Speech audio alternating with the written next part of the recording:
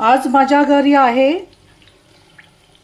नवनाथांचं पूजन आणि त्यामध्ये मी ही वाटाण्याची उसळ बनवलेली आहे आणि त्यानंतर मी इथे वडे, नवनाथांना वडे खूप आवडतात, मी इथे वडे बनवलेले आहे, पाहू शकता तुम्ही। मस्त असे वडे मी बनवत आहे आणि इथे राईस पण बनवलेला आहे आणि त्यांना वड्यांचा खूप आवडतो, तर वडे, उसळ, भात आणि गोड बघू आता गोड खीर काहीतरी बनवणार आहे। तर बघा मस्त असे वडे आपले बनत आहे।